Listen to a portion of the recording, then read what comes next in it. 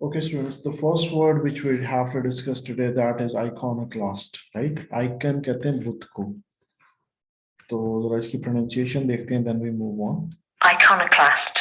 Iconoclast. Iconoclast. जी, clast कहते हैं शिकन, बुत शिकन. Iconoclast mean बुत शिकन. अच्छा, इसका मतलब क्या है? A person who strongly opposes generally accepted belief and traditions.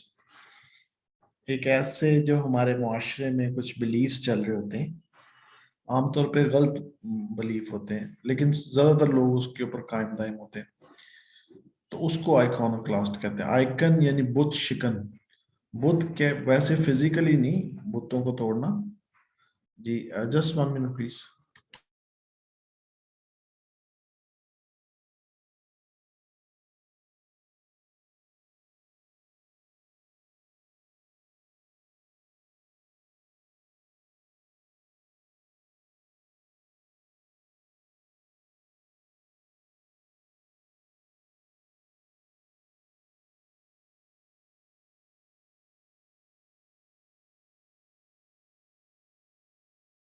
Ji, so what I was saying, हमारे तखय्युलात में, हमारे माइंड में, हमारे मुआशरे में कुछ ऐसी चीजें होती हैं कि जो कि जिसका अगर पीछे से देखें तो कोई लॉजिकल, उसकी कोई दलील नहीं मिलती, कोई वैलिड रीजनिंग नहीं होती, लेकिन वो चल रहे होते हैं. कुछ एग्जांपल्स मैं देता हूँ. मिसाल के तौर पे ये सोचना कि जी मगरिब की नमाज के बाद आपने झाड़ू नहीं देना, ठीक है, कि मगरिब की नमाज, अब ये इससे रिलेटेड कोई चीज, कोई इंफॉर्मेशन अगर आपको मिलती है, कोई दलील नहीं मिलती, तो फिर ये एक प्रेजुडिस की तरह है. यानी कि मुआशरे में मिसाल के तौर पे ये है कि अगर ऊंट की हड्डी जो सी है अगर आप घर में लटका दें तो जादू नहीं होगा, ठीक है. अच्छा, उसके अलावा भी बहुत ज़्यादा सूरज ग्रहण से मुतल्लिक, चांद ग्रहण से मुतल्लिक, या कुछ और इस किस्म के, जैसे कोई अगर जानवर, कोई बिल्ली आपके रास्ते से गुजर जाए, ठीक है ना. उसके अलावा मुआशरे के अंदर जो मुख्तलिफ रसूमात हैं, ये वो रसूमात भी जो कि राइज हुई हैं वहाँ पे, उनको भी जो बंदा नहीं मानता और उसके खिलाफ बोलता, उसको आइकॉनोक्लास्ट कहते हैं.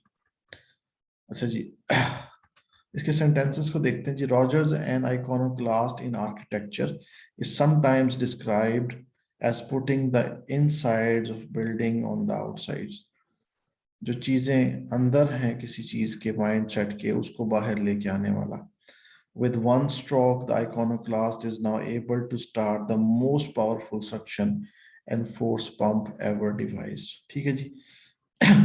An iconoclast in architecture, personality के साथ ये words हैं, जैसे बाकी भी वर्ड है, aficionado है, ये भी personality words में आते हैं. तो stroke in the iconoclast, critic है, skeptic है. So इस तरीके से हम लोग इसको consider करेंगे. अच्छा जी, दूसरा word.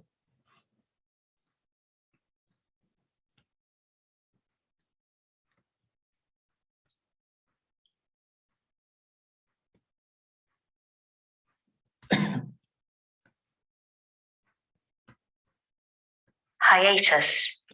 Hiatus. Hiatus. Hiatus. So what's the meaning of this word? A break in activity when nothing happens. Break in activity when nothing happens. A short pause in which nothing happens or is said, or a space where something is missing. वक्फा, ठीक है ना, कोई काम हो रहा है जिसमें थोड़ा सा ब्रेक आ गया, थोड़ा सा वक्फा आ गया. The company accepts to resume production of the vehicles again after 2 months hiatus. ठीक है ना, 2 महीने के बाद कंपनी का जी हम इसको दोबारा रिज्यूम करेंगे. After 5 months hiatus the talks resumed.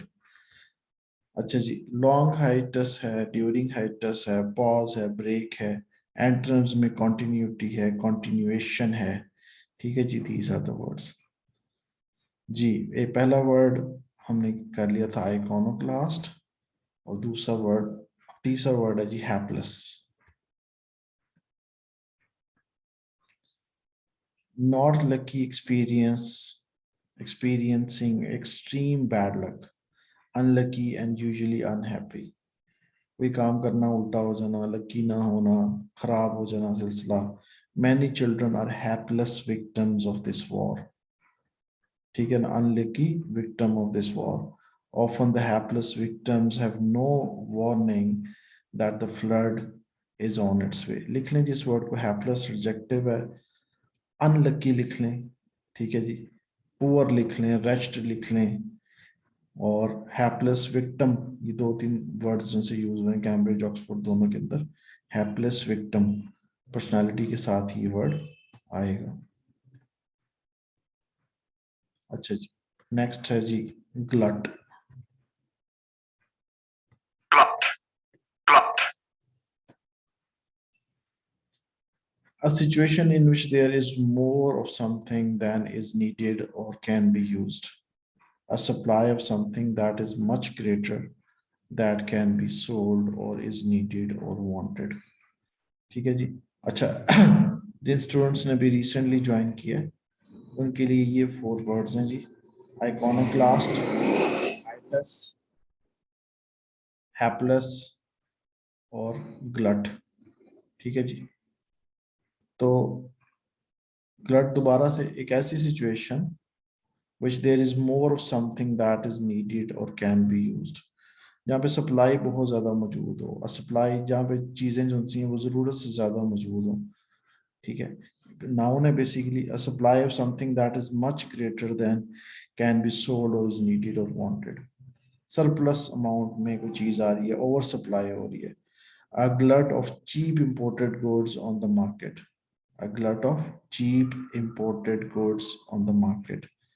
The fall in the demand for coffee could cause a glut on the market या in the market. ठीक है जी। अब रिवाइज करते हैं जी, लास्ट टाइम कुछ हमने वर्ड्स किए थे। फर्स्ट वर्ड था Genteel. जेंटियल। जेंटियल कहते हैं कि जो high class, high social class के साथ जिसका ताल्लुक हो। ठीक है जी। और people and their way of life quiet and polite, often in exaggerated way, from or pretending to be from a high social class. ठीक है ना, बातचीत ऐसे नज़ाकत से करना, ऐसी बातें करना जैसे पता लगे कि आप बहुत अमीर लोग हैं, आप भी एलीट क्लास से आपका ताल्लुक है। ठीक है ना, तो उनकी वे ऑफ कन्वर्सेशन, डिस्कशंस, गाड़ियों की बातें ऊंची ऊंची महंगी महंगी, प्लाजों की बातें, वो प्रॉपर्टी की बातें, ठीक है, बहुत महंगे ब्रांड्स की बातें, वो शो ऑफ करने के लिए, फ्लॉन्ट करने के लिए, वो what they use to speak in this way. Second, overly polite, मतलब इस तरीके से बात करेंगे कि जैसे, मतलब ये एक सोशल क्लास है जो प्रिटेंड करती है कि दैट दे आर रिच, और उसके लिए वो इस किस्म की बात करते हैं। थोड़ा सा ये पॉजिटिव वर्ड नहीं है, लिटिल नेगेटिव कॉनोटेशन के साथ।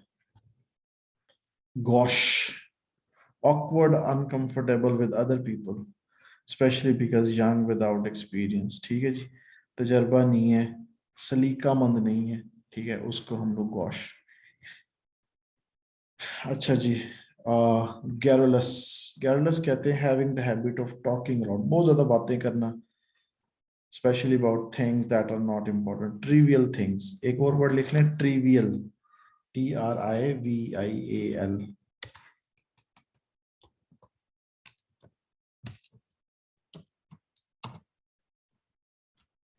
ट्रिवियल कहते हैं आम चीजें, कॉमन थिंग्स,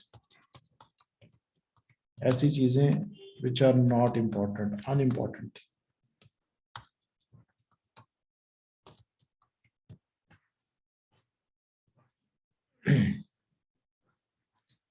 जी, नेक्स्ट वर्ड हमने किया था फिडेलिटी।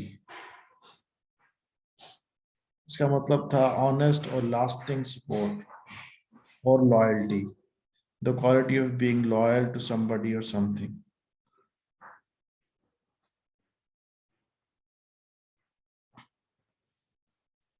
अच्छा जी, so these were the words जो कि लास्ट टाइम हमने किए थे। अब कुछ और वर्ड्स को रिवाइज कर लेते हैं।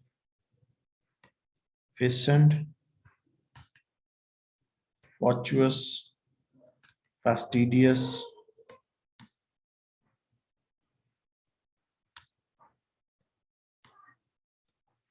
ये अपने पास लिख लें अगर आपने नहीं लिखे हुए। बहुत ज्यादा चीजें, सब्जियां, अनाज या कोई भी प्रोडक्शन करने वाला। फेकन। फैचुअस। फैचुअस कहते हैं स्टूपिड को, नॉट करेक्ट और नॉट केयरफुली थॉट अबाउट, जो उसके बारे में नहीं सोचते। अच्छा जी, फेस्टिडियस, पुरअज़म, डिटरमिन्ड जो पर्सन होता है, he is she is fastidious, right, giving too much attention. Meticulous, thorough, छोटी छोटी चीजों को डिटेल में देखने वाला। फार्सिकल ह्यूमर में था, क्रिटिसिज्म से मुतल्लिक था। Silly, unlikely, unreasonable, offending in a way that is humorous, मजाक करना किसी का, बाज़ किसी के चेहरे की वजह से, किसी की रंगत की वजह से, किसी के जिस्म के पतले मोटे होने की वजह से, किसी की बात करने के तरीके की वजह से उसको मजाक बना लेना उसका, ठीक है ना। This is called farcical humour. और ये बदतरीन फॉर्म होती है ह्यूमर की, लिटरेचर के अंदर भी यूज होती है ये, ठीक है। अक्सर पाकिस्तानी थिएटर्स के अंदर, पंजाबी थिएटर्स में इस किस्म की लैंग्वेज को यूज कर रहे होते हैं।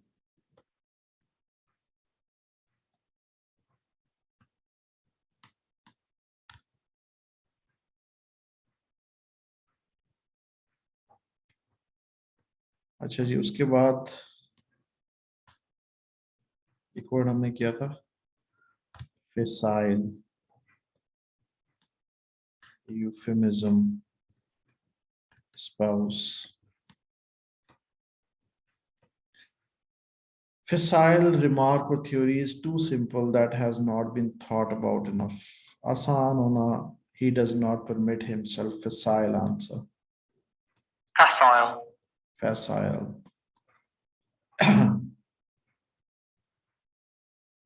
Facetious. Facetious word है जी, ये भी हम कर चुके हैं। Not serious about serious subjects in an attempt to be funny or appear clever. मजाक करते रहना, सीरियस सब्जेक्ट्स, कोई बात ऐसी संजीदा हो रही है उसमें भी ऐसी हरकतें करना, that you are not serious. Euphemism, अच्छा, मुश्किल बात को आसान तरीके से करना, पोलाइट एक्सप्रेशंस को यूज करना, ठीक है ना। अ वर्ड और phrase use to avoid saying an unpleasant और offensive word, that is called euphemism. सबसे लास्ट जो इसका लेवल है ना वोकैबुलरी बिल्डिंग का, वो ये है कि कम से कम आपको मीनिंग आते हो। उसके बाद है फिर इसकी एप्लीकेशन है, इसकी अंडरस्टैंडिंग है कि किस सेंस में से यूज करना है, राइटिंग में कैसे, स्पीकिंग में कैसे है, वो तो लास्ट लेवल है। फिर क्रिएटिविटी वगैरह बाकी लेयर्स आ जाती हैं लर्निंग की। बट एट लीस्ट कम से कम इतना जरूर हो कि आप इसके सिनोनिम्स बता दें, आपको पता है कि वर्ड है क्या। अच्छा जी, spouse, to become involve with, support an activity और ओपिनियन, ठीक है ना, किसी पॉलिसी के साथ स्टैंड करना। वर्ब है basically to give your support to a belief, policy. ये वर्ड आप यूज कर सकते हैं आइल्स की राइटिंग के अंदर भी।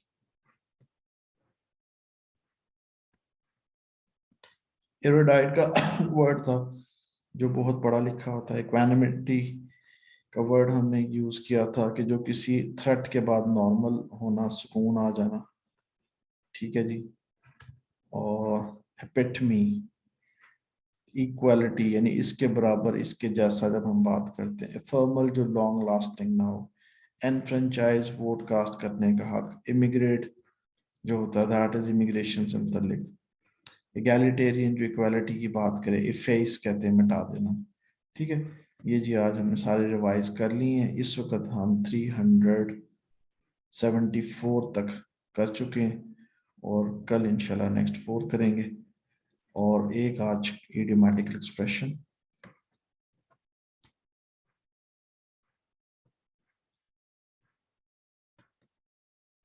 लेसन नंबर 10 हमारा चल रहा था जी।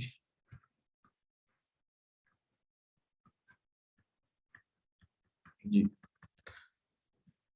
It beats me, you can not understand, जब आप समझ नहीं आती, it beats me why Jack stays with this firm, he could get a much better job elsewhere. It beats me, ठीक है। यानी मुझे समझ नहीं आ रही इस बात की। उसके बाद नेक्स्ट है जी, come off it. You say come off it to somebody or someone firmly rather than rudely when you think they have said something that you disagree with or that you think is untrue or stupid. I think dad's mean not to give me the money for that dress. Come off it, Meg. He gave you money for clothes only yesterday. I hope our team wins today. Come off it. Three of our best players are injured. We are bound to lose. ठीक है ना? Come off it. Come off it. बड़ा अच्छा basically this is something like idiomatic expression है और जैसे phrasal verb होते हैं इसमें दोनों में यही है कि दोनों को स्टार्ट में हम बोलेंगे और उसके बाद इसके पास सेंटेंस बोल देंगे। एक का मतलब है जब आप डिसएग्री कर रहे हैं, ठीक है ना, आप रिजेक्ट कर रहे हैं किसी चीज में, और दूसरे में जब आपको किसी चीज की लॉजिक समझ नहीं आ रही, इट बीट्स मी, फिर आप यूज करते हैं। आई एम डाइंग फॉर, ये भी बड़ा जबरदस्त है। It's very hot and I am dying for a glass of cold water. Urdu में जैसे हम कहते हैं जी मैं इस चीज के लिए मर रहा हूँ, कॉफी के लिए मर रहा हूँ, गाड़ी के लिए मर रहा हूँ, खाने के लिए मर रहा हूँ, तो इसको इसी सेंस में अंडरस्टैंडिंग के लिए लिख लें, आई एम डाइंग फॉर, यानी कि you love to have something, it means that. ठीक है जी, इसको ये तीन इडियोमेटिक एक्सप्रेशन है, लिखा जरूर। Excuse me, sir. जी जी बोले महाजबीन। Sir, I am dying for का ये sentence बन सकता है I am dying to eat some fast food right now. No, I am dying for eating, for लगाएंगे साथ आप, Okay. I am dying to नहीं करेंगे, आई एम डाइंग फॉर। ठीक है जी। अच्छा, इनको लिख लिया करें साथ ना। आप सिर्फ अपनी बेसिकली आप जब नोट्स बना रहे होते हैं तो उसमें अंडरस्टैंडिंग के साथ साथ आपके हाथ भी चल रहे होते हैं, तो आप ज्यादा सेंसेस को यूज कर रहे हैं। ठीक है, लिख भी रहे हैं, सेंटेंसेस भी बना रहे हैं, सुन भी रहे हैं, और कोशिश करें बोला करें साथ साथ, try to pronounce the words. तो इस तरीके से जब मल्टी सेंसेस जो आपकी यूज होंगी तो फिर उसके बाद आप ज़्यादा बेहतर तरीके से इसको अंडरस्टैंड कर सकेंगे। कल फिर इंशाल्लाह रिवाइज होंगे सारे वर्ड्स, और अल्लाह हाफिज़ टिल देन।